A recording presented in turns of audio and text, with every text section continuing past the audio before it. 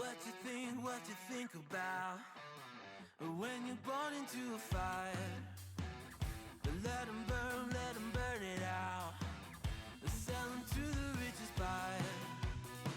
They wanna let the world decay.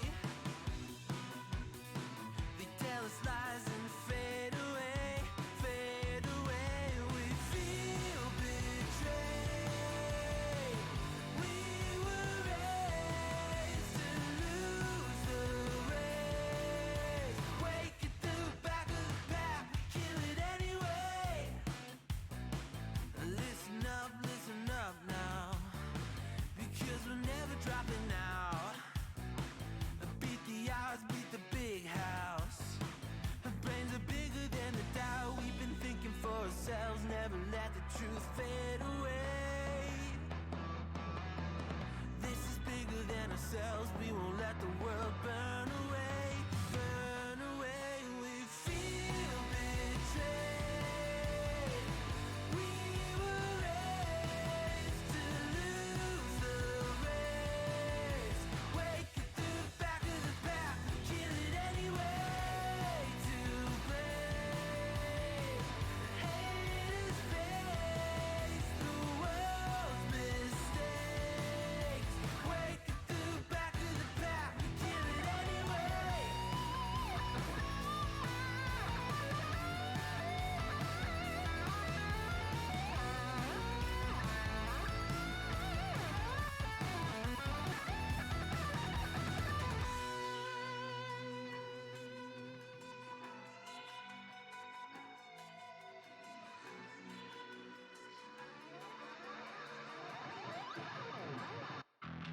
And we feel betrayed.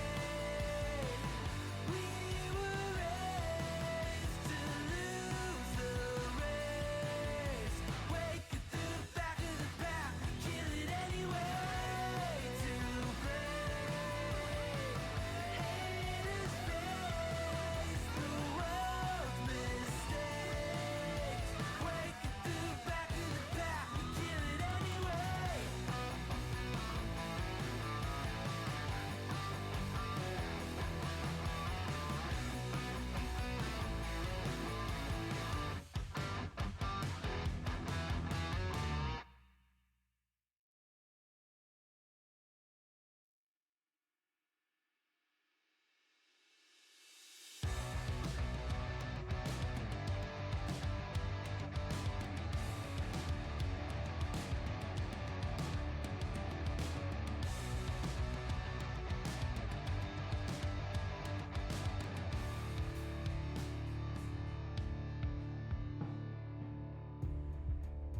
I came up short today.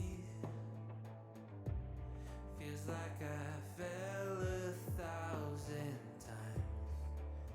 Nothing but doubt to flood my mind. 'Cause sometimes it's hard to remember why I ever started racing with my dreams. A restless December, feeling I was meant for more than I believed. I'll never surrender, rather try and fail and fall 1,000,000 times.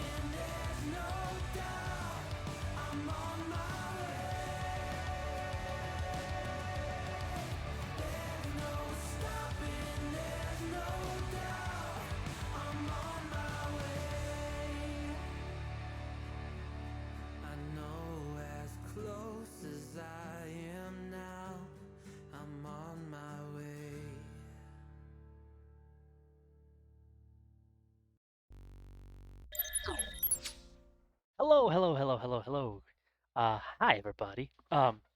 I'm back. It's been over a month. Holy crap, I am so sorry. um, Let me really quick before I open up my game. Hello, Kiri. Welcome into the first Trident production stream in over a month. Welcome, welcome. I am gonna do some shout outs really quick because we got a new follower. Let's see. Josh ISC1. Thank you for the follow. It goes good, Kiri. It goes good. Had a interesting day at work. Um, just for the sole sake of it, that the final 3 hours of my shift, I got absolutely nothing done.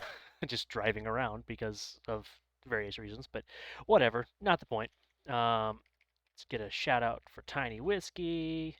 If I can spell their name. And then one for Winnie as well. Oh, well, it looks like the timer expired on it, but I appreciate that all the same. It's been, like I said, over a month since I streamed last, so the fact that almost got a hype train right out the gate before I even was on camera is amazing. But,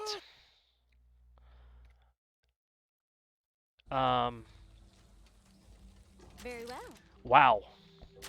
wow. One sec, I need to get rid of that sub goal message. That's for February and no longer accurate because I don't have a sub goal. Oh dear. This is what happens when you don't stream for a while. Things are where they should or aren't supposed to be. But while I'm getting this loaded here, I'm gonna start the game up. And you did read the message correctly. Uh, Hello, there's Bubbly. I'm getting rid of the sub goal. Okay. Um, Winnie says hi. Um, but I'm gonna be playing Fortnite. Um, Hi, you're sorry. Why are you sorry?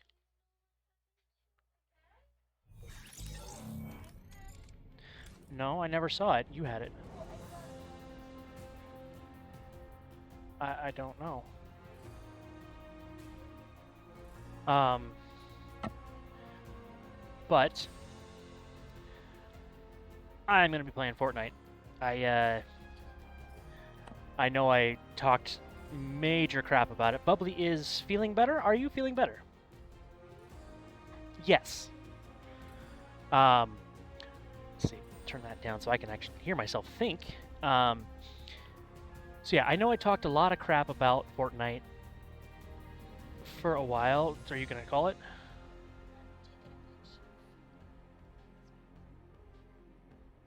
Yeah. Okay. Talked a bunch of crap about Fortnite for a while, and then the Spider-Man event thing happened, and a friend convinced me to give it a try. So I did, and found out that there's a solo mode, and I'm actually fairly decent at it, and I kind of like it. So yeah, we're gonna be doing that. Um, and then after I play a few matches, we're gonna do some ASMR reading for the first time ever. Um, I have been talking about this off and on for months at this point, and we're finally gonna do it. So yeah, let's get into the game, I guess. um, so I don't know if anyone, I know Kiri plays Fortnite, but I don't know if anyone else follows it. But normally there is a build mode where you have to build like structures and stuff, and it does help out with the game sometimes. I still don't really build that much. When I've got that mode, when I'm playing that mode, I don't really build it to the very end, and I just kind of shoot at the opponents while they're building. But they introduced a zero build mode for like a temporary thing initially, and it was popular enough that people really liked it and decided to keep it. So I'm playing that. Like I like it. I don't know if I like it more than the build mode. Like I said, when I played with the build mode, I usually didn't build until the very end, just to kind of use it as a distraction for the opponents. But yeah, how's everybody doing tonight?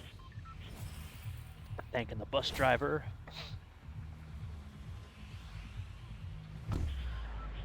But yeah, I did in the course of about 2 weeks, I ended up completing the battle pass for the Spider-Man event and getting everything that was there. Um, so yeah, it's definitely safe to say that I am enjoying Fortnite, which is surprising to hear me say. I play it on my Switch a little bit at work, like on my lunch break. Um, but I'm liking it on So you are the the Oregon's PC favorite a assistant in lot, the field, huh? and I think it's just It's because me, it's more the Magic. responsive. You can call me whatever you want. I don't But really care. I'm one it's of the fun, 7, and which means I you're on kind the of kicking team. myself Which for means you need to help giving it me. so much crap and I not need to actually boot up giving it this a data chance, receiver. Get that going for me, will you? Oh, because come on. there is so much I could have been doing. Looks like a looper hooked a Massive wave, structure around my hello. receiver. That'll mess up the signal. Destroy the ceiling to restore the upgrade connection, then download the receiver's data.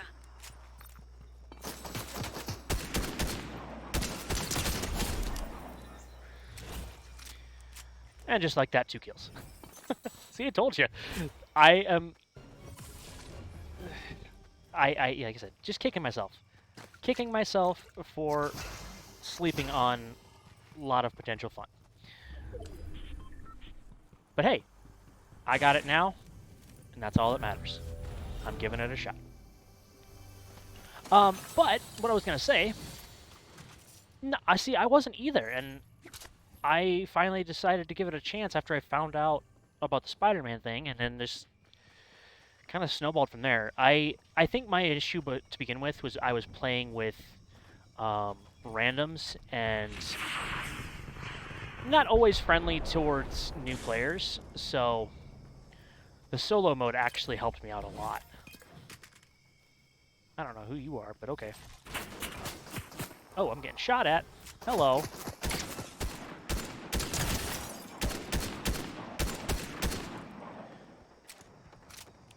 It is streamed a huge amount. Yeah, I mean, it's a popular game, so it makes sense. But yeah, it's probably a bit oversaturated, and honestly, aside from you guys, I don't know how much traffic I'm actually gonna get from playing this. But oh yeah, and that's the thing.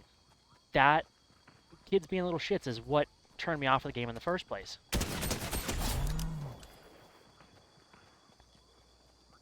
But finding the solo mode where, I can just rely on myself is a lot more fun.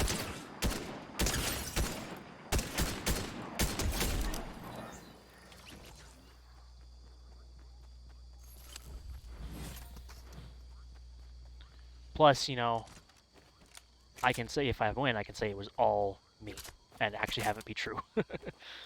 Let's see, I got a shotgun. I'm going to get rid of the burst rifle. I don't like that as much, but I will swap it for that one. Okay.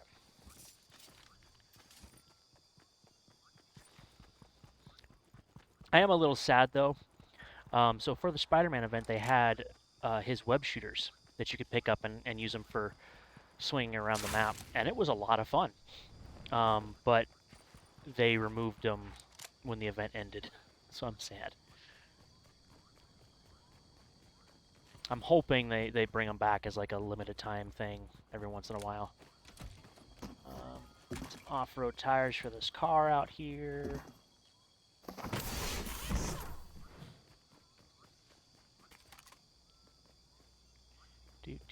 Do. Oh wait, that's what I wanted to pick up. I do not want that. I wanted that. Wow, we're down to the last 50 already? That is nuts.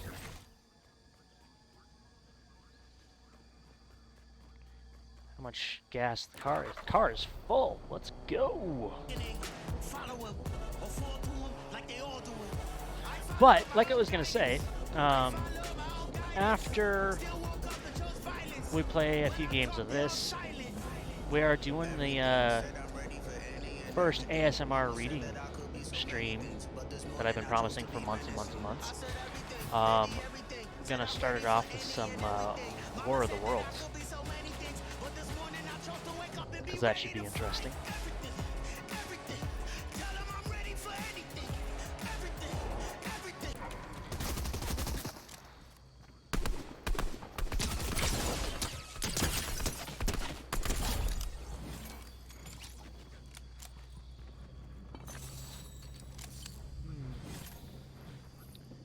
Nothing I want, nothing I want, nothing I want.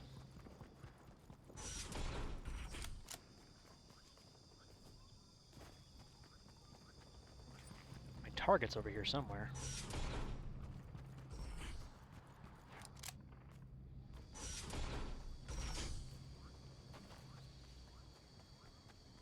Ooh, let's steal that bus.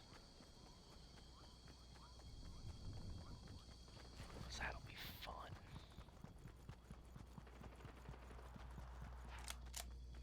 I hear gunfire. Hey, hey, hey, hey, come here. Who are you doing it? Can I hire you? No, I can't hire you.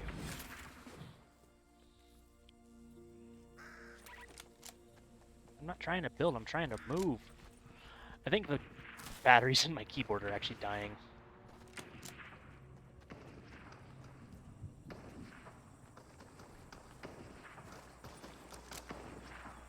Okay, the gunfire's getting louder. Where is it?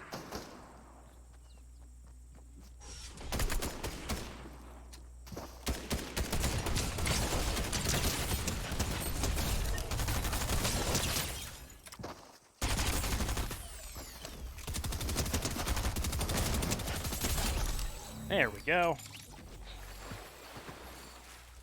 Woo! Look at that, it's 7 kills.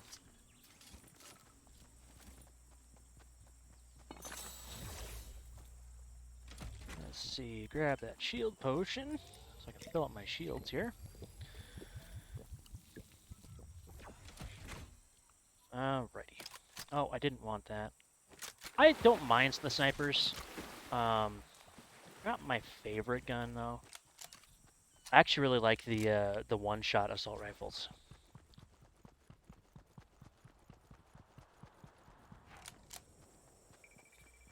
Let's see. Who are you? You're the Origin. I already talked to you. Oh wait. Ah. I can. Oh dear. There's the ring. Gotta run. So much for the bus. Alright, there's gunfire this way. Oh dear.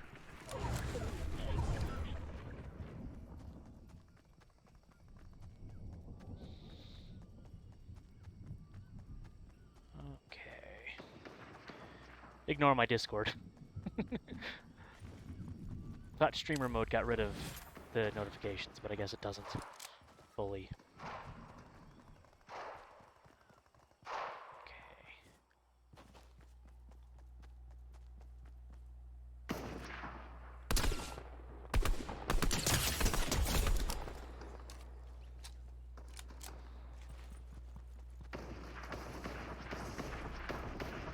What is that? That's what I want right there.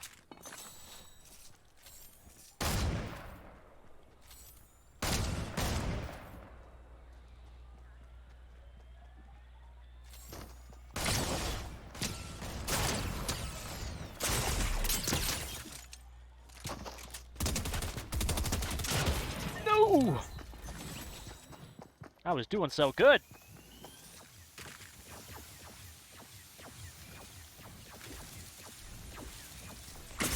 "19th isn't bad, though. That's not bad at all. Although, I will say this. The last 2 games I've played, one on the computer, one on the Switch, I got second place both times. Not that I'm mad at 19. That's not bad.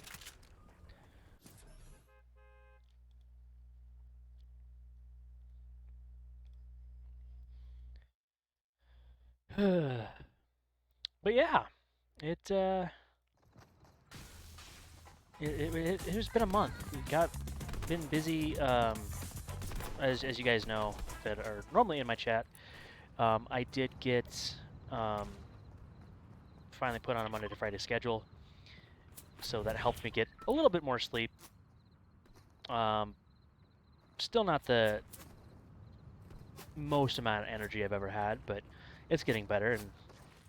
And once, like that first couple weeks was just busy, busy, busy. Been training a couple new people at work, so it's something. We'll put it that way.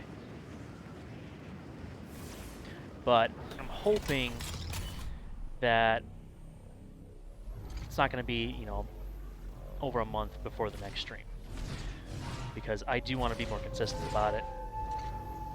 This is going to be fun. Come here. I think I can hire you.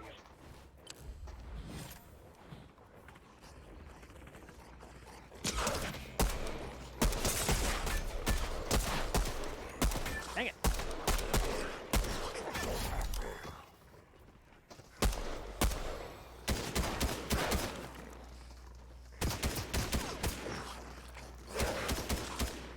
I can't hire you when you're fighting wolves. I need a gun so bad.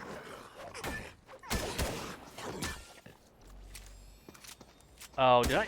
Dang it. I just hit.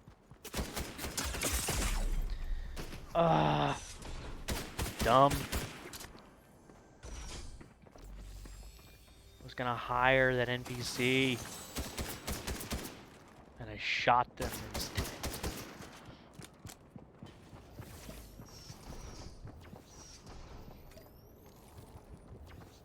Oh, and there's an enemy out here.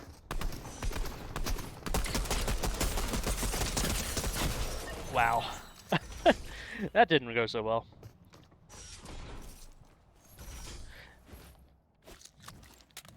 I did actually try playing the ranked mode, but literally sat in the matchmaking queue for like 20 minutes before I found a match.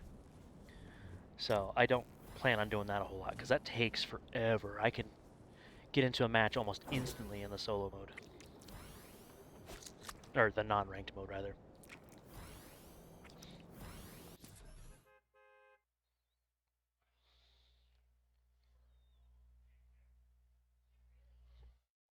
I thought Zinnia was still in the background.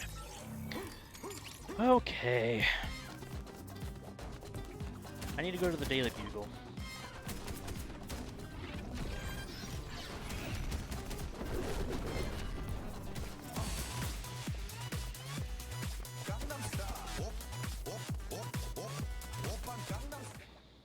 And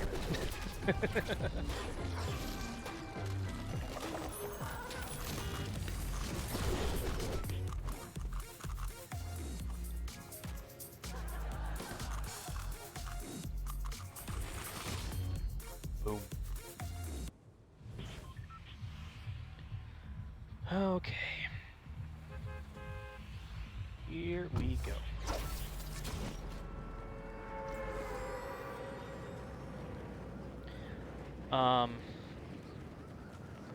My brain just went poof. Oh, so yeah, this is not going to be the last stream for another month. I'm not doing that again. Unless I absolutely have to. But it will probably be the last stream for the week, even though it is, like I said, the first stream of the week. Just because I do work nights the next 2 nights. Oh, I don't want a sniper rifle, but whatever. But with any luck, I'm going to come back on Sunday and do some games. Don't know what just yet.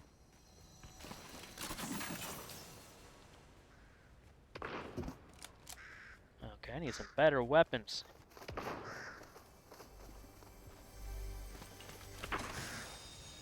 I mean, that's a better weapon, but not quite what I meant.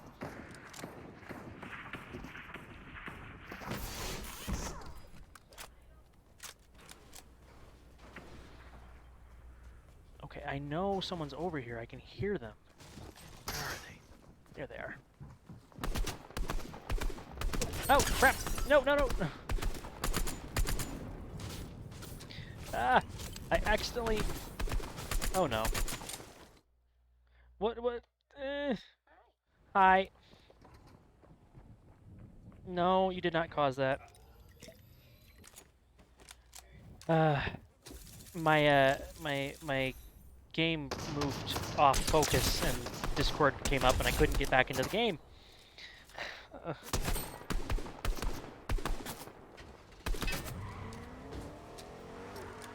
Oh well. Next game it is.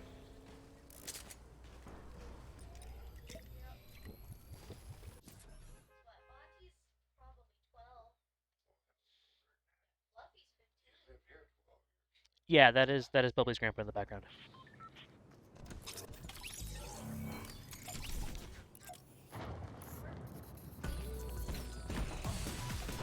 Okay, I still need to go to Daily Bugle again, but I'm gonna stop off at Camp Cuddle first to destroy these structures. Let's see, do I have anything else that I'm close to on? Not really.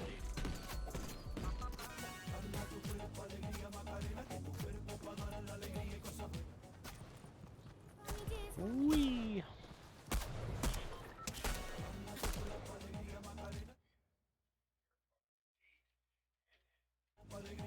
Okay. 2 seconds. Let's go. Grandpa Bubbly, yep.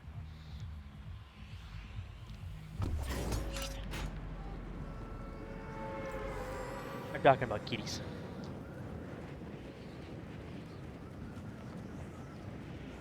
Okay, so what... I don't even remember what the quest I needed to do over here was. I should have tracked it. Yeah, the dances are kind of crazy. Honestly, I've only bought the one just because it was funny. Uh-oh. Uh-oh. Uh-oh. Oh, no. Yeah, I definitely think my keyboard is dying on me. It just stopped responding for like 3 seconds.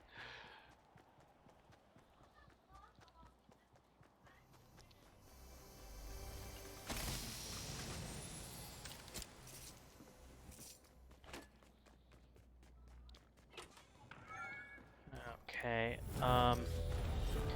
map. Destroy structures of above a data receiver, and then collect its data.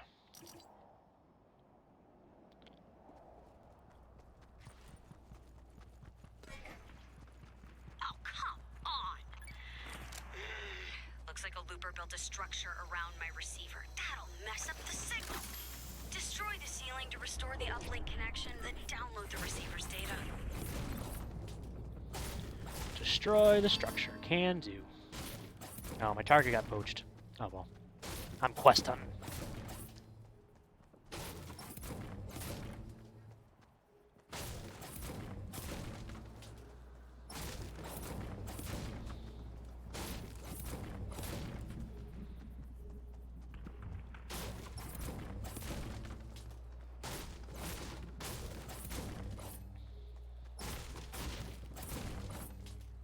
Couple more supports and this should do it. Get shot at.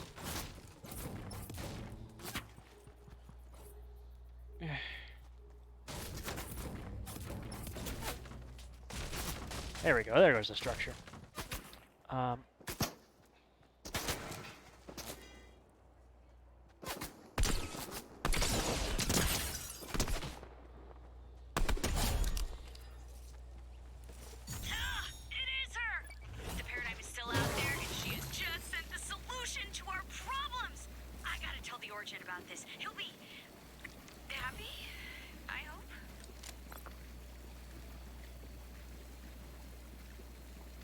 Okay, full shields. Let's go. Oh, what the heck. What the... This might have to be the last game, because I think my keyboard is really going to die on me.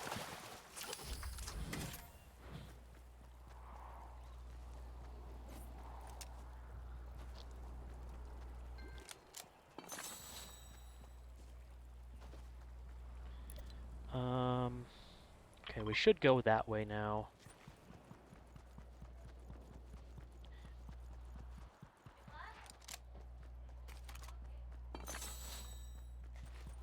I just need to get a vehicle of some sort. Because I am not running that far.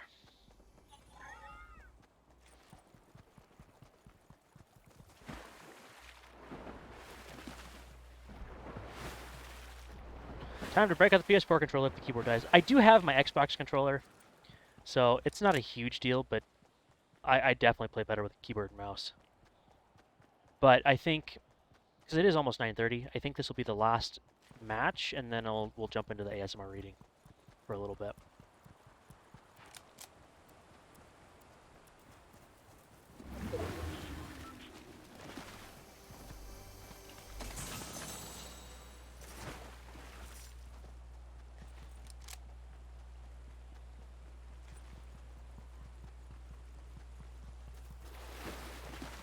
Oh, you redeemed with great power. Bubbly! Hello? Can you go get my Spidey mask? Yes? Please. I don't have that.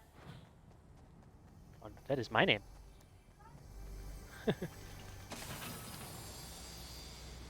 ASMR Spidey? Maybe.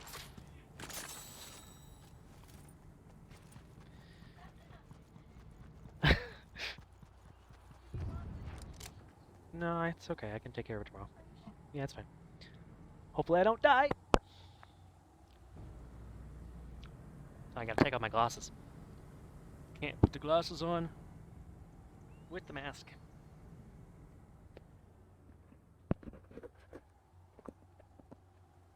Oh, this is gonna be fun. Alright. At least it matches my hoodie. But I can't hear the game anymore. There we go. I cannot see. Oh, this is bad. This is bad. Oh, she's got nails. She's got nails. She's got nails. I'm sorry. Ah, she's digging into my leg. Please get her. Ow. Normally, if I could see, yes, it'd be fine. This is Hi, that's my fat cat. She's old. Where was I getting shot from? So, getting the laundry done so I can plan something to wear Saturday, debating between hoodie or black coat. I mean, I kind of, where the I hear the gunfire. Where the heck is it coming from?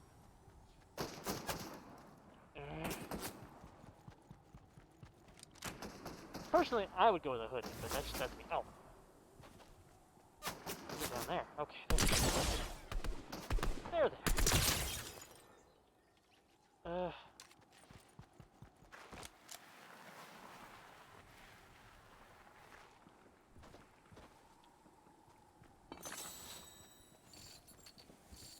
Oh no.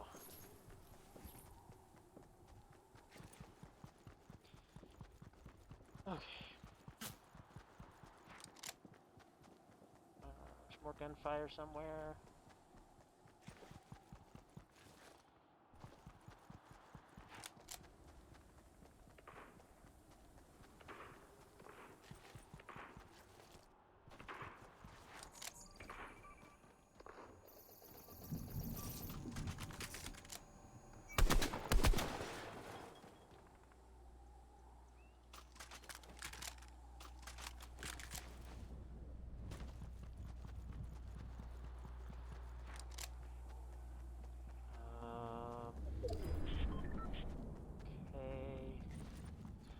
ring is shrinking, and I'm not going to make it to where I need to go because I don't have a vehicle.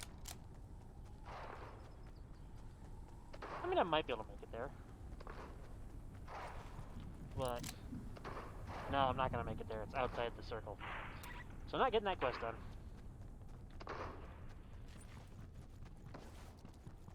Time to survive.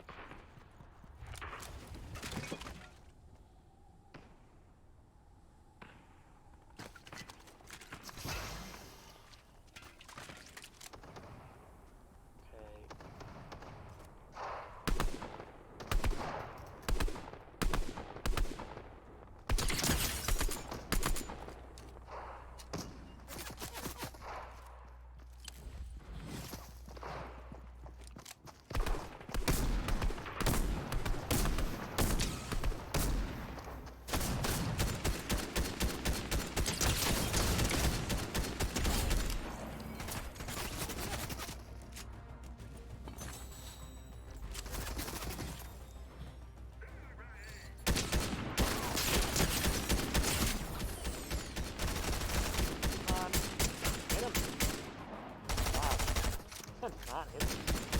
I know it's just an AI, like the guards, but not hit him.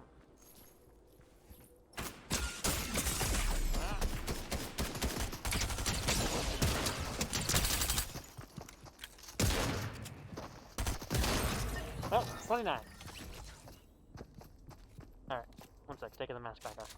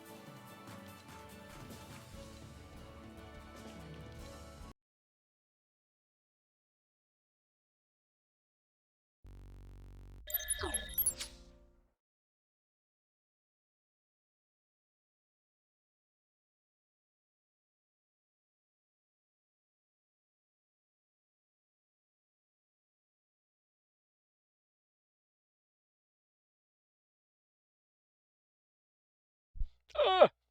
I was muted. Okay. Lost my train of thought. So I'm going to take a real quick break.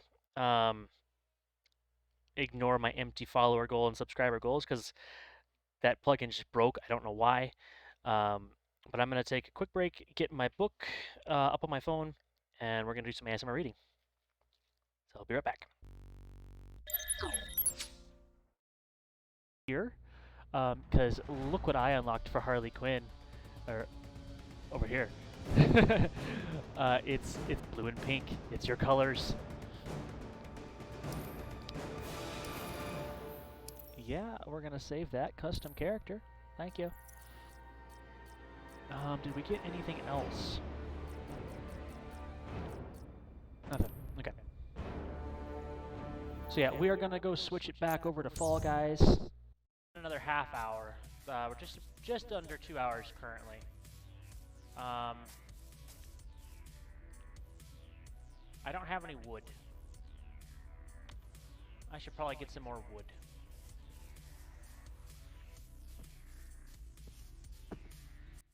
Pretty Bag has been well loved. It looks like it's been customized a number of times. That doesn't tell me anything. Okay. But yeah, this is my area here. I mean, here's my new orchard. It's a lot smaller. But I think it works. And I do need to cut down on the weeds a little bit up here, but this is my new forest path. It looks really cool at night because the mushroom. All right, bringing up number 3, Stab Jab. Number 2, MBC 241, and I win. Okay, so we're gonna do another rigged. Way too many games to play, but no time. I feel that 100%, especially with like things like Game Pass and the PS Plus games. Like you have access to so many games. It is just ridiculous. Rigged. I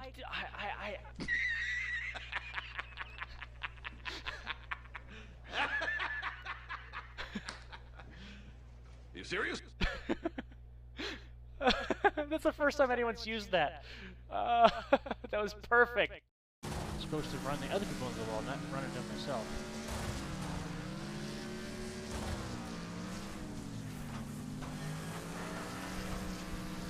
Just like that. Ow! Oh, hi.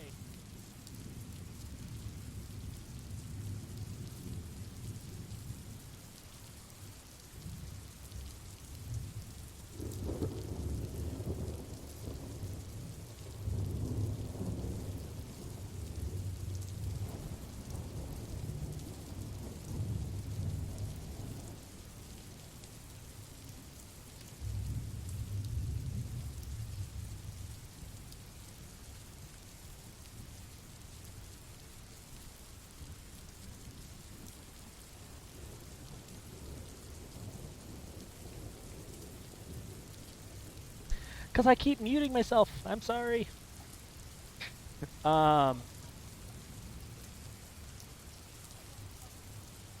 That's weird. That is weird. It's all good.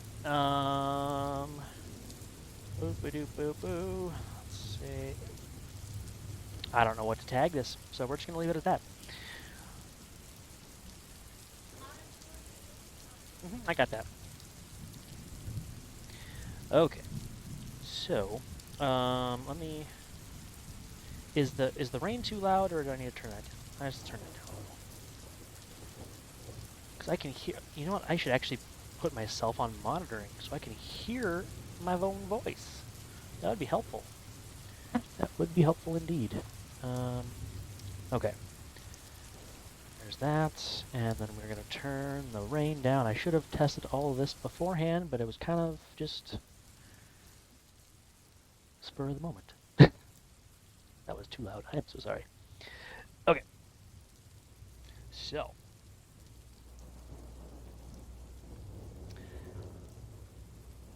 We're going to be reading. Probably. With the resub, I should turn the sound alerts sounds off or down or something. That's the alert box. Control audio via OBS and turn that down. Because I don't want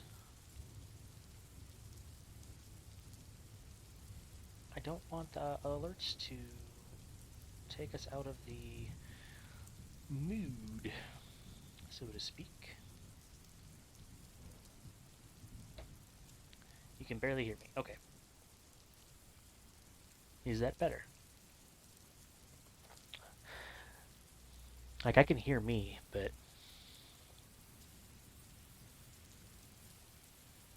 Hello, hello, hello. Can you hear me?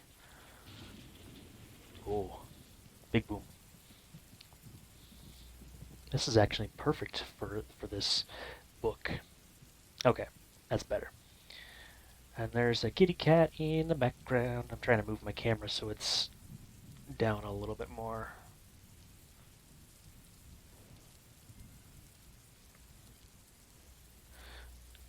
One second, guys. Tiny bit louder on the rain. This is why it's good to have you in here. Okay. Is that better? Can you hear it? Or is that too loud?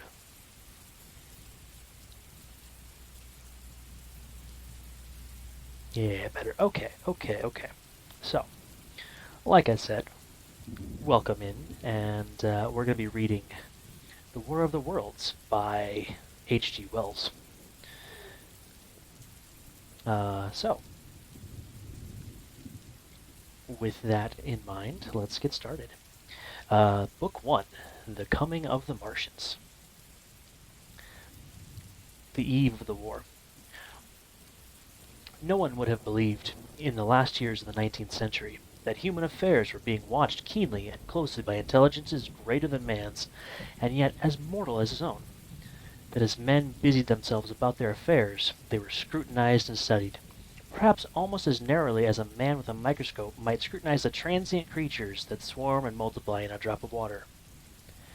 With infinite complacency, men went to and fro over this globe about their little affairs, serene in the assurance of their empire over matter. It is possible that the infusoria under the microscope do the same. No one gave a thought to the older worlds of space as sources of human danger, or thought of them only to dismiss the idea of life upon them as impossible or improbable. It is curious to recall some of the mental habits of those departed days. At most, terrestrial men fancied there might be other men upon Mars, perhaps inferior to themselves and ready to welcome a missionary enterprise. Yet, across the gulf of space, minds that are to our minds as ours are to those of the beasts that perish, intellects vast and cool and unsympathetic, regarded this earth with envious eyes and slowly and surely drew their plans against us. And early in the 20th century came the Great Disillusionment. The planet Mars, I scarcely need remind the reader, revolves about the sun at a mean distance of 140 million miles, and the light and heat it receives from the sun is barely half of that received by this world. It must be, if the nebular hypothesis has any truth, older than our world, and long before this earth ceased to be molten, life upon its surface must have begun its course. The fact that it is scarcely 1/7 of the volume of the earth must have accelerated its cooling to the temperature at which life could begin. It has air and water, and all that is necessary for the support of animated existence. Yet so vain is man, and so blinded by his vanity, that no writer up to the very end of the 19th century expressed any idea that intelligent life might have developed there far, or indeed at all, beyond its earthly level. Nor was it generally understood that since Mars is older than our Earth, with scarcely a quarter of the superficial area, and remoter from the sun, it necessarily follows that it is not only more distant from life's beginning, but nearer its end. Thank you, Bubbly. The secular cooling that must some day overtake our planet has already gone far indeed with our neighbor. Its physical condition is still largely a mystery, but we know now that even in its equatorial region, the midday temperature barely approaches that of our coldest winter. Its air is much more attenuated than ours. Its oceans have shrunk until they cover but a third of its surface, and as its slow seasons change, huge snowcaps gather and melt about either pole, and periodically inundate its temperature zones. That last stage of exhaustion, which to us is still incredibly remote, has become a present-day problem for the inhabitants of Mars. The immediate pressure of necessity has brightened their intellects, enlarged their powers, and hardened their hearts. And looking across space, with instruments and intelligences such as we have scarcely dreamt of, they see, at its nearest distance, only 35 million miles sunward of them, a morning star of hope, our own warmer planet, green with vegetation and gray with water, with a cloudy atmosphere, eloquent of fertility, with glimpses through its drifting cloud wisps of broad stretches of populous country and narrow navy-crowded seas. And we men, the creatures who inhabit this earth, must be to them at least as alien and lowly as are the monkeys and lemurs to us. The intellectual side of man already admits that life is an incessant struggle for existence, and it would seem that this too is the belief of the minds upon Mars. Their world is far gone in unschooling, and this world is still crowded with life, but crowded only with what they regard as inferior animals. To carry warfare sunward is indeed their only escape from the destruction that generation after generation creeps upon them. And before we judge of them too harshly, we must remember what ruthless and utter destruction our own species has wrought, not only upon animals such as the vanished bison and the dodo, but upon its own inferior races.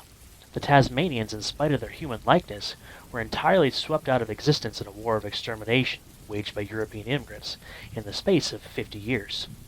Are we such apostles of mercy as to complain if the Martians warred in the same spirit? The Martians seem to have calculated their descent with amazing subtlety. Their mathematical learning is evidently far in excess of ours, and to have carried out their preparations with a well-nigh perfect unanimity. Had our instruments permitted it, we might have seen the gathering trouble far back in the 19th century. Men like Schiaparelli watched the red planet. It is odd, by the by, that for countless centuries Mars has been the star of war, but failed to interpret the fluctuating appearances of the markings they mapped so well. All that time the Martians must have been getting ready. During the opposition of 1894, a great light was seen on the illuminated part of the disk, first at the Lick Observatory, then by Perrotin of Nice, and then by other observers. English readers heard of it first in the issue of Nature dated August 2. I am inclined to think that the appearance may have been the casting of the huge gun, the vast pit sunk into their planet from which their shots were fired at us. Peculiar markings, as yet unexplained, were seen near the site of that outbreak during the next two oppositions. The storm burst upon us 6 years ago now.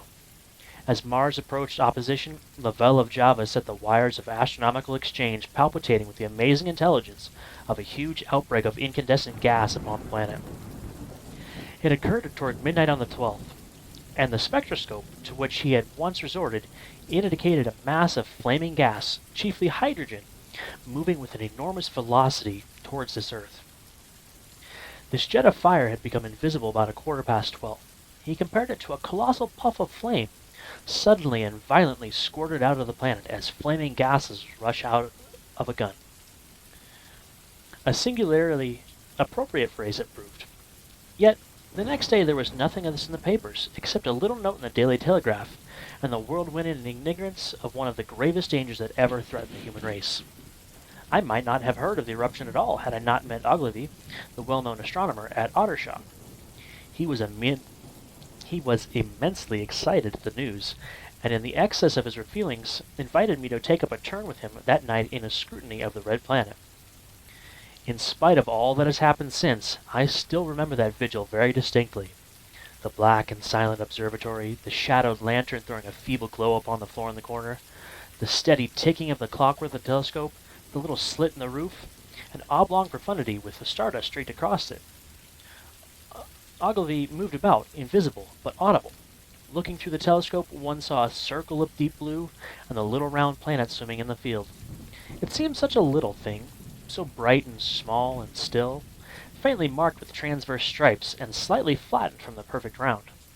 But so little it was, so silvery warm, a pin's head of light. It was as if it quivered a little, but really this was the telescope vibrating with the activity of the clockwork that kept the planet in view. As I watched, the little stars seemed to grow larger and smaller, and to advance and recede, but that was simply that my eye was tired. 40 millions of miles it was from us, more than 40 million miles of void. Few people realize the immensity of vacancy in which the dust of the material universe swims. Near it in the field, I remember, were 3 little points of light, 3 telescopic stars, infinitely remote, and all around it was the unfathomable darkness of empty space. You know how that blackness looks on a frosty starlight night? In a telescope it seems far profounder, and invisible to me, because it was so remote and small, flying swiftly and steadily towards me across that incredible distance, drawing nearer every minute by so many thousands of miles, came the thing they were sending to us, the thing that was to bring so much struggle and calamity and death to the world. I never dreamt of it then as I watched. No one on Earth dreamt of that unerring missile.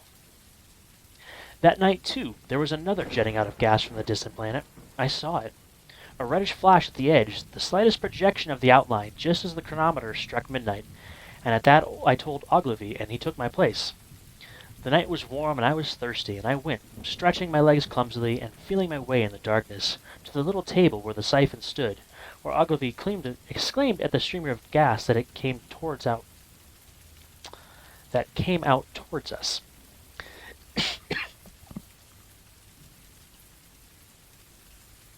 Excuse me. That night, another invisible missile started on its way to the Earth from Mars, just a second or two under 24 hours after the first one. I remember how I sat on the table there in the blackness, with patches of green and crimson swimming before my eyes. I wished I had a light to smoke by, little suspecting the meaning of the minute gleam I had seen, and all that it would presently bring me. Ogilvy watched until 1, and then gave it up, and we lit the lantern and walked over to his house. Down below in the darkness were Ottershaw and Chertsey, and all their hundreds of people sleeping in peace. He was full of speculation that night about the condition of Mars, and scoffed at the vulgar idea of it having inhabitants who were signaling us. His idea was that meteorites might be falling in a heavy shower upon the planet, or that a huge volcanic explosion was in progress. He pointed out to me how unlikely it was that organic evolution had taken the same direction in the 2 adjacent planets. The chances against anything manlike on Mars are a million to 1, he said. Hundreds of observers saw the flame that night, and the night after, about midnight, and again the night after, and so for 10 nights, a flame each night. Why the shots ceased after the 10th, no one on Earth has attempted to explain. It may be the gases of the firing caused the Martians inconvenience. Dense clouds of smoke or dust, visible through a powerful telescope on Earth as little gray, fluctuating patches, spread through the clearness of the planet's atmosphere and obscured its more familiar features. Even the daily papers woke up to the disturbances at last, and popular notes appeared here, there, and everywhere concerning the volcanoes upon Mars. The serio-comic periodical Punch, I remember, made a happy use of it in the political cartoon, and all unsuspected those missiles the Martians had fired at us drew earthward, rushing now at a pace of many miles a second through the empty gulf of space, hour by hour and day by day, nearer and nearer. It seems to me now almost incredibly wonderful that, with the swift fate hanging over us, men could go about their petty concerns as I did. I remember how jubilant Markham was at securing a new photograph of the planet for the illustrated paper he edited in those days. People in these latter times scarcely realize the abundance and enterprise of our 19th century papers. For my own part, I was much occupied in learning to ride the bicycle, and busy upon a series of papers discussing the probable developments of moral ideas as civilization progressed. One night, the first missile then could scarcely have been 10 million miles away, I went for a walk with my wife. It was starlight, and I explained the signs of the zodiac to her, and pointed out Mars, a bright dot of light creeping zenithward, towards which so many telescopes were pointed. It was a warm night.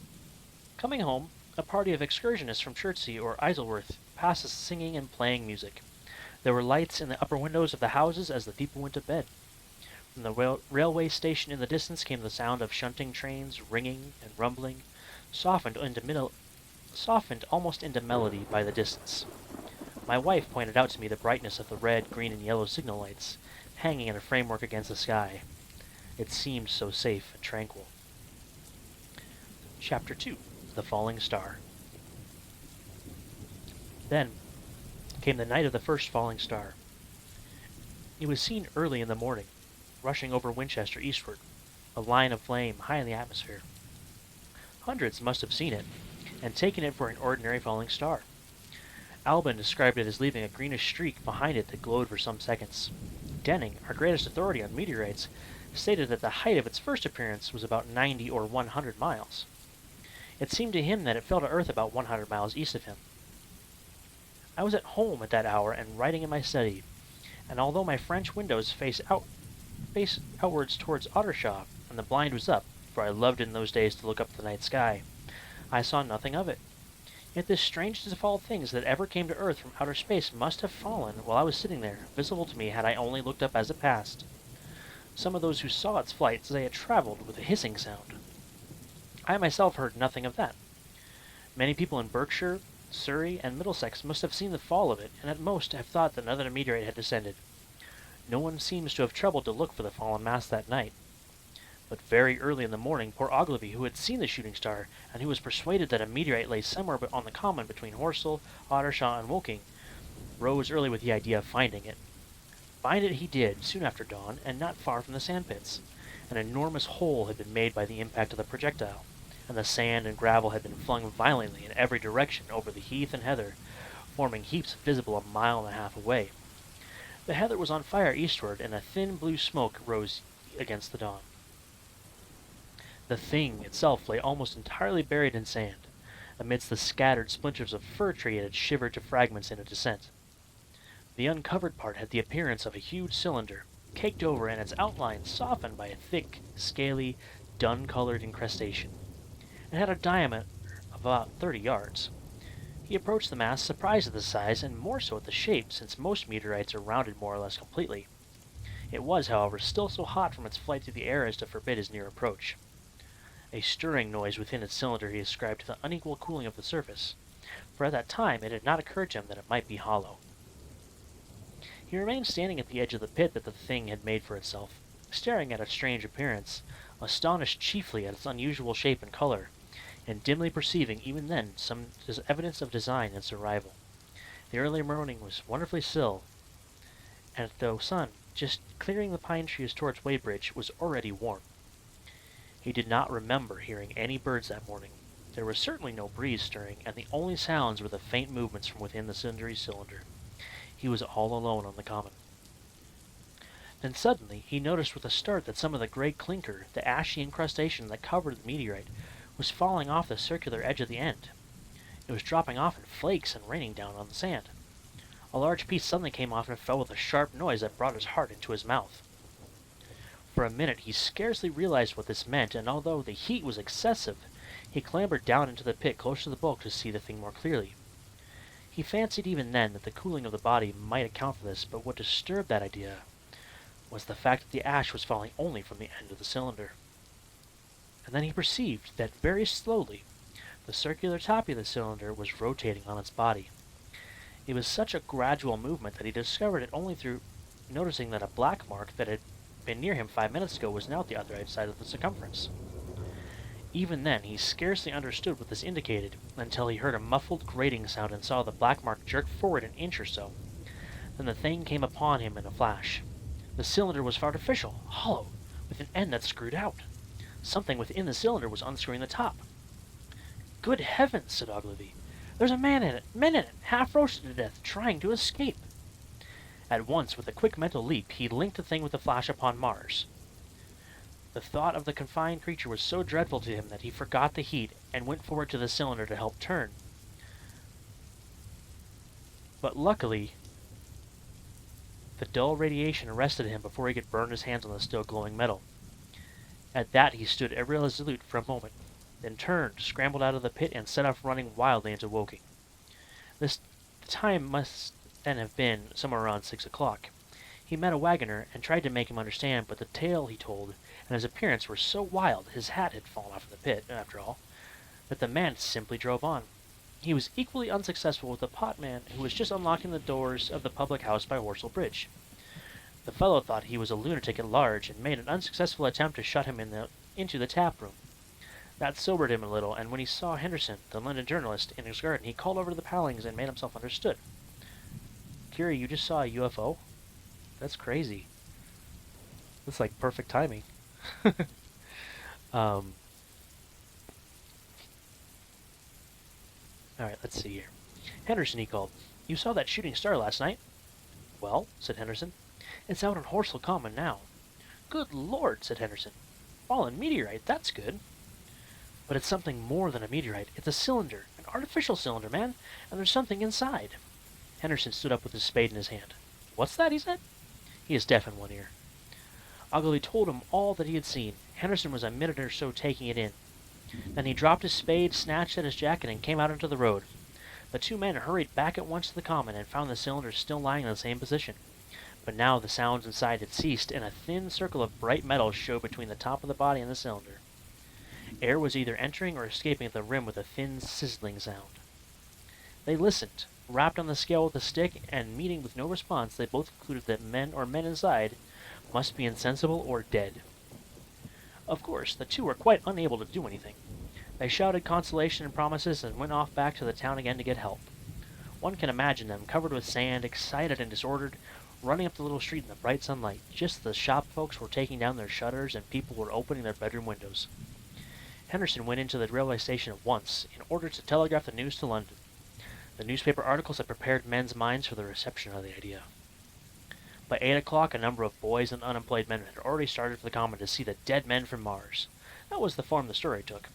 I heard of it first from my newspaper boy about 8:45 when I went out to get my daily chronicle.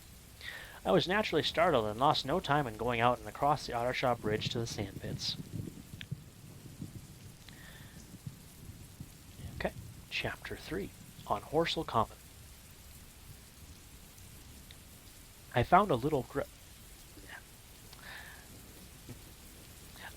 crowd of perhaps 20 people surrounding the huge hole in which the cylinder lay. I have already described the appearance of that colossal bulk embedded in the ground. The turf and gravel about it seemed charred as if by a sudden explosion. No doubt its impact had caused a flash of fire. Henderson and Ogilvy were not there. I think they perceived that nothing was to be done for the present and had gone away to breakfast at Henderson's house. There were 4 or 5 boys sitting on the edge of the pit with their feet dangling and amusing themselves until I stopped them by throwing stones at the giant mass.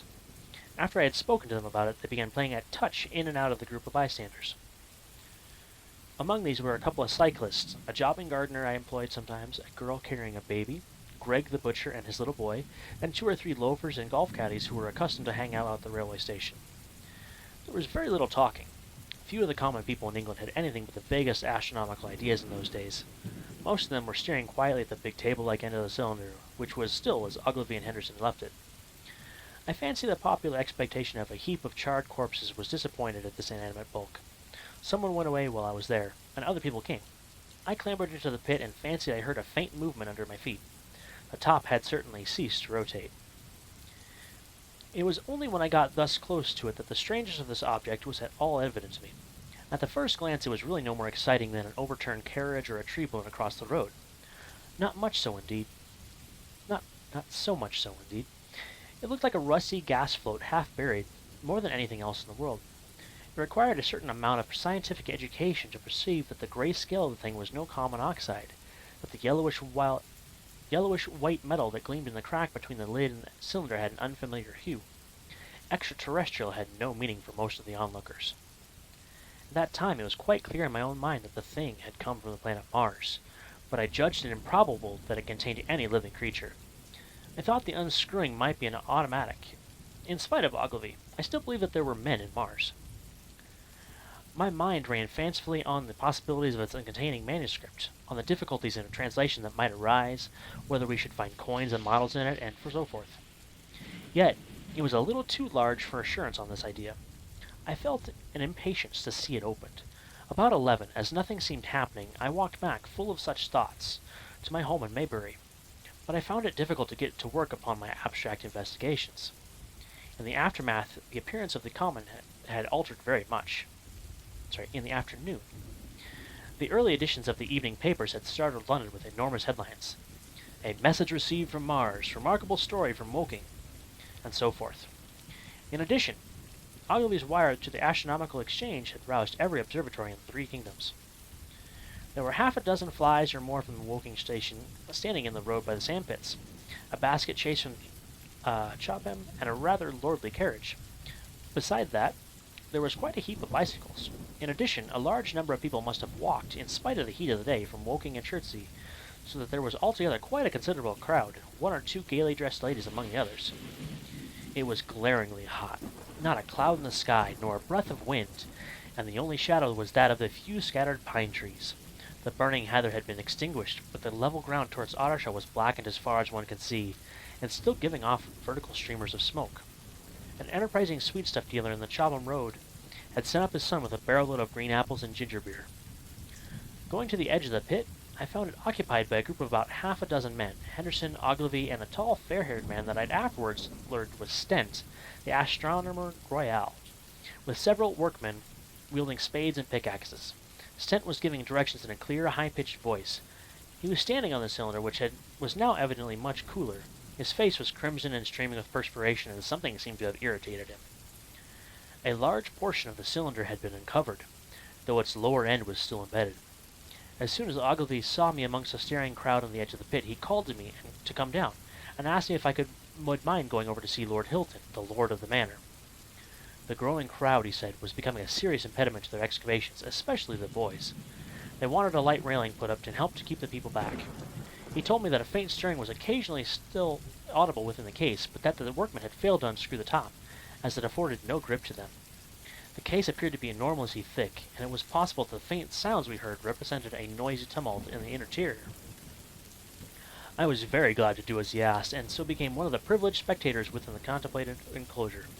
I failed to find Lord Hilton at his house, but I was told he was expected from London by the 6 o'clock train from Waterloo, and as it was then about 5:15, I went home, had some tea, and walked up to the station to waylay him. Chapter 4. The Cylinder Unscrews. When I returned to the common, the sun was setting. Scattered groups were hurrying from the direction of Woking, and 1 or 2 persons were returning. The crowd about the pit had increased, and stood out black against the lemon yellow of the sky. A couple of 100 people, perhaps. There were a number of voices raised, and some sort of struggle appeared to be going on about the pit. Strange imaginings passed through my mind. As I drew nearer, I heard Stent's voice. "Keep back! Keep back!" A boy came running towards me. "It's a movin'," he said to me as he passed. "A screwin' and a screwin' out. I don't like it. I'm a-goin' home, I am." I went on to the crowd. There were really, I should think, 200 or 300 people elbowing and jostling one another, though 1 or 2 ladies there being by no means the least active. "He's fallen in the pit!" cried someone. "Keep back!" said several. The crowd swayed a little, and I elbowed my way through. Everyone seemed greatly excited. I heard a peculiar humming sound from the pit. "I say," said Ogilvy, "help me keep these idiots back. We don't know what's in the confounded thing, you know." I saw a young man, a shop assistant in Woking, I believe he was, standing on the cylinder and trying to scramble out of the hole again. The crowd had pushed him in. The end of the cylinder was being screwed out from within. Nearly 2 feet of shining screw projected. Somebody blundered against me, and I narrowly missed being pitched onto the top of the screw. I turned, and as I did so, the screw must have come out, and the lid of the cylinder fell upon the gravel with a ringing concussion. I stuck my elbow into the person behind me, and turned my head towards the thing again. For a moment that circular, heavy cavity seemed perfectly black. I had the sunset in my eyes. I think everyone expected to see a man emerge, possibly something a little unlike us and terrestrial men, but in all essentials, a man. I know I did. But looking, I presently saw something stirring within the shadow, grayish, billowy movements, one above another, and then 2 luminous discs like eyes. Then something resembling a little gray snake, about the thickness of a walking stick, coiled up out of the writhing middle and wriggled in the air towards me, and then another. A sudden chill came over me. There was a loud shriek from a woman behind. I half turned, keeping my eyes fixed upon the cylinder still, from which other tentacles were now projecting, and began pushing my way back from the edge of the pit. I saw astonishment giving place to horror on the faces of the people about me. I heard inarticulate exclamations on all sides. There was a general movement backward. I saw the shopmen struggling still on the edge of the pit. I found myself alone, and saw the people on the other side of the pit running off, Stent among them. I looked again at the cylinder, and ungovernable terror gripped me. I stood petrified and staring. A big, grayish, rounded bulk, the size, perhaps, of a bear, was rising slowly and painfully out of the cylinder. As it bulged up and caught the light, it glistened like wet leather. 2 large, dark-colored eyes were regarding me steadfastly. It was rounded and had, one might say, a face. There was a mouth under the eyes, the lipless brim of which quivered and panted and dropped saliva. The whole creature heaved and pulsated convulsively. A lank, tentacular appendage gripped the edge of the cylinder, another swayed in the air. Those who have never seen a living Martian can scarcely imagine the strange horror of their appearance. The peculiar V-shaped mouth with its pointed upper lip, the absence of brow ridges, the absence of a chin beneath the wedge-like lower lip, the incessant quivering of this mouth, the gorging groups of tentacles, the tumultuous breathing of the lungs in a strange atmosphere, the evident heaviness and painfulness of movement due to the greater gravitational energy of the Earth, above all, the extraordinary intensity of the immense eyes, culminated in an effect akin to nausea. There was something fungoid in their oily brown skin, something in the clumsy deliberation of their tedious movements unspeakably terrible. Even at this first encounter, this first glimpse, I was overcome with disgust and dread. Suddenly, the monster vanished. It had toppled over the brim of the cylinder and fallen into the pit, with a thud like the fall of a great mass of leather. I heard it give a peculiar thick cry, and forthwith another of these creatures appeared darkly in the deep shadow of the aperture. At that my rigor of terror passed away. I turned, and running madly, made for the first group of trees, perhaps 100 yards away, but I ran slantingly and stumbling, for I could not avert my face from these things. There, among some young pine trees and furze bushes, I stopped, panting, and waited further developments. The common round the sandpits was dotted with people standing, like myself, in half-fascinated terror, staring at these creatures, or rather, at the heaped gravel at the edge of the pit in which they lay. And then, with a renewed horror, I saw a round, black object bobbing up and down on the edge of the pit. It was the head of the shopman who had fallen in, but showing as a little black object against the hot western sky. Now he got his shoulder and knee up, and again he seemed to slip back until only his head was visible. Suddenly he vanished, and I could have fancied a faint shriek had reached me. I had a momentary impulse to go back and help him that my fears overruled.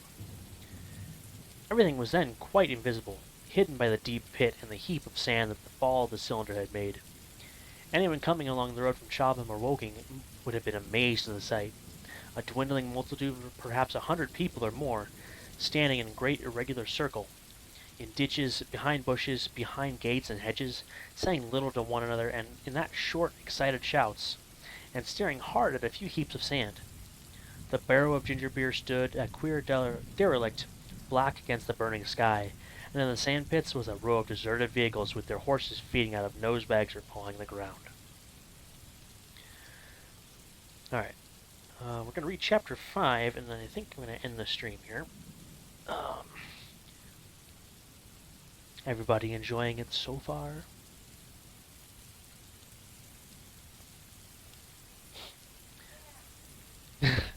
Thank you, Bubbly. Alright, chapter 5, The Heat Ray. After the glimpse I had had of the Martians emerging from the cylinder in which they had come to the Earth from their planet, a kind of fascination paralyzed my actions. I remained standing knee-deep in the heather, staring at the mound that hid them. I was a battleground of fear and curiosity. I did not dare to go back towards the pit, but I felt a passionate longing to peer into it. I began walking, therefore, in a big curve, seeking some point of vantage and continually looking at the sand heaps that hid these newcomers to our Earth. Once a leash of thin black whips like the arms of an octopus flashed across the sunset and was then immediately withdrawn, and afterwards a thin rod rose up, joint by joint, bearing at its apex a circular disc that spun with a wobbling motion. What could be going on there? Wait, what? Oh no, Kiri. Be safe. Most of the spectators had gathered in one or two groups, one a little crowd towards Woking, the others a knot of people in the direction of Chobham. Evidently they shared my mental conflict. There were few near me. One man I approached, he was, I perceived, a neighbor of mine, though I did not know his name, and accosted. But it was scarcely a time for articulate conversation. "Hello, Bear. Welcome in." "What ugly brutes," he said. "Good God, what ugly brutes!" He repeated this over and over. "Did you see a man in the pit?" I said, but he made me no answer to that. We became silent and stood watching for a time side by side, deriving, I fancy, a certain comfort in one another's company. Then I shifted my position to a little knoll that gave me the advantage of a yard or more of elevation, and when I looked for him presently he was walking towards Woking. The sunset faded to twilight before anything further happened. The crowd far away on the left towards Woking seemed to grow, and I heard now a faint murmur from it. The little knot of people towards Chobham dispersed. There was scarcely an intimation of movement from the pit. It was this, as much as anything, that gave people courage, and I suppose the new arrivals from Woking also helped to restore confidence. At any rate, as the dusk came on, a slow, intermittent movement upon the sandpits began, a movement that seemed to gather force as the stillness of the evening about the cylinder remained unbroken. Vertical black figures in twos and threes would advance, stop, watch, and advance again, spreading out as they did so in a thin, irregular crescent that promised to enclose the pit in its attenuated horns. I, too, on my side, began to move towards the pit. Then I saw some cabmen and others had walked boldly into the sandpits, and heard the clatter of hoofs and the grind of wheels. I saw a lad trundling off the barrow of apples, and then, within 30 yards of the pit, advancing from the direction of Horsell, I noted a little black knot of men, the foremost of whom was waving a white flag. This was the deputation. There had been a hasty consultation, and since the Martians were evidently, in spite of their repulsive forms, intelligent creatures, it had been resolved to show them, by approaching them with signals, that we, too, were intelligent. Flutter, flutter went the flag, first to the right, then to the left. It was too far for me to recognize anyone there, but afterwards I learnt that Ogilvy, Stent, and Henderson were there with others in this attempt at communication. This little group had in its advance dragged inward, so to speak, the circumference of the now almost complete circle of people, and a number of dim black figures followed it at discreet distances. Suddenly there was a flash of light, and a quantity of luminous greenish smoke came out of the pit in 3 distinct puffs which drove up, one after the other, straight into the still air.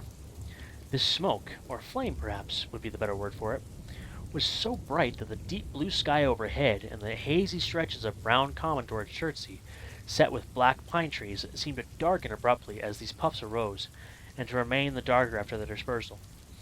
At the same time, a faint hissing sound became audible.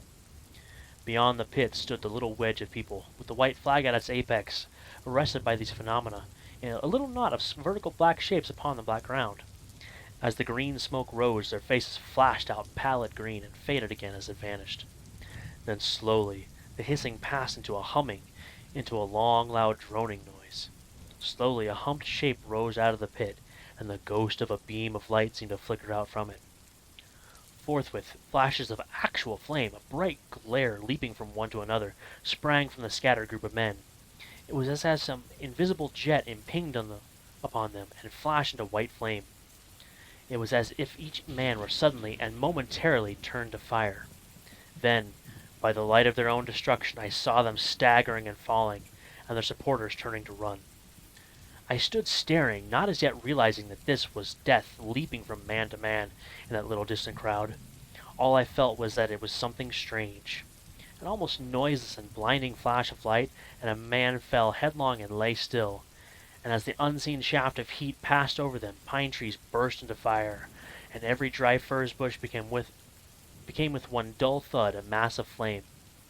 And far away towards Snapple I saw the flashes of trees and hedges and wooden buildings suddenly set alight. It was sweeping round swiftly and steadily, this flaming death, this invisible, inevitable sword of heat. I perceived it coming towards me by the flashing bushes it touched, and was too astounded and stupefied to stir. I heard the crackle of fire in the sandpits, and the sudden squeal of a horse that was as suddenly stilled. Then it was as if an invisible, yet intensely heated finger was drawn through the heather between me and the Martians, and all along the curving line, beyond the sandpits, the dark ground smoked and crackled. Something fell with a crash, far away to the left where the road from Woking Station opens out on the common. Forthwith the hissing and humming ceased, and the black, dome-like object sank slowly out of sight into the pit. All this had happened with such swiftness that I had stood motionless, dumbfounded and dazzled by the flashes of light. Had that death swept through a full circle, it must inevitably have slain me in my surprise. But it passed and spared me, and left the night about me suddenly dark and unfamiliar. The undulating common seemed now dark almost to blackness, except where its roadways lay gray and pale under the deep blue sky of the early night. It was dark and suddenly void of men. Overhead the stars were mustering, and in the west in the sky was still a pale, bright, almost greenish blue. The tops of the pine trees and the roofs of Horsell came out sharp and black against the western afterglow. The Martians and their appliances were altogether invisible, save for that thin mast upon which the restless mirror wobbled. Patches of bush, isolated trees were here and there smoked and glowed still, and the houses towards Woking Station were sending up spires of flame into the stillness of the evening air. Nothing was changed save for that and a terrible astonishment. The little group of black specks with the flag of white had been swept out of existence, and the stillness of the evening, so it seemed to me, had scarcely been broken. It came to me that I was upon this dark common, helpless, unprotected, and alone. Suddenly, like a thing falling upon me from within, came fear. With an effort I turned and began a stumbling run through the heather. The fear I felt was no rational fear, but a panic terror, not only of the Martians, but of the dusk and stillness all about me. Such an extraordinary effect in unmanning me it had hit, that I ran weeping silently as a child might do. Once I had turned, I did not dare to look back. I remember I felt an extraordinary persuasion that I was being played with, that presently, when I was upon the very verge of safety, this mysterious death, as swift as the passage of light, would leap after me from the pit above the cylinder and strike me down. Alright, and that is the end of chapter 5. And we're going to bookmark that really quick here. I am planning on doing more of this at some point. For right now, I'm gonna say we'll do this every probably every Wednesday evening or every other Wednesday. I haven't decided just yet, but we're gonna figure it out and go from there. We are going to go raid someone who I've followed for a while and enjoy their ASMR stuff. And we're gonna go raid ASMR Punk.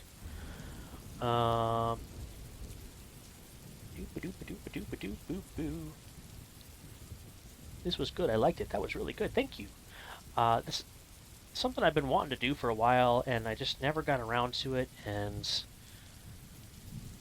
I finally decided, why not?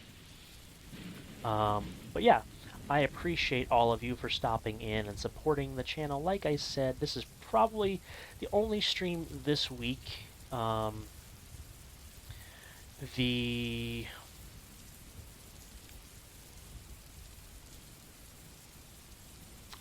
what was I saying? What was I saying? What was I saying? I don't remember what I was saying. Oh, I will probably be back on either Sunday evening or Monday evening. I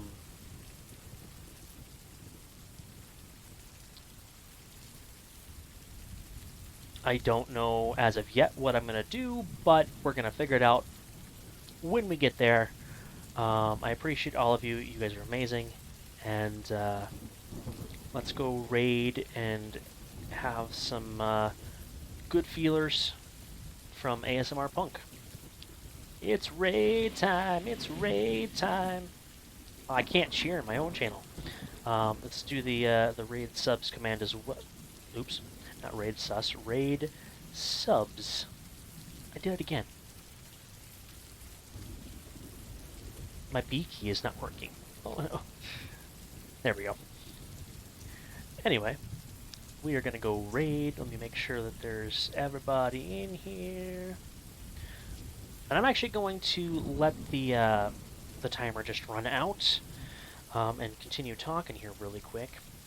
Like I did say before, I know it was over a month from the last stream. The last stream prior to this one was actually the beginning of March, March 1st.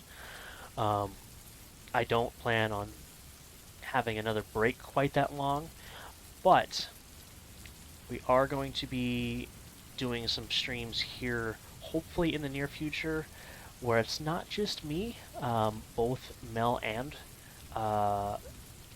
Johnny, sorry, he did change his name, of Trident Productions are going to join me, and we're going to be doing some crafty stuff. But we're going to go raid. We'll get more into that later. I will talk to you all later. Bye-bye. I'll tell you how Saturday goes. I'm excited, I'm nervous. Let me know, Kiri, please.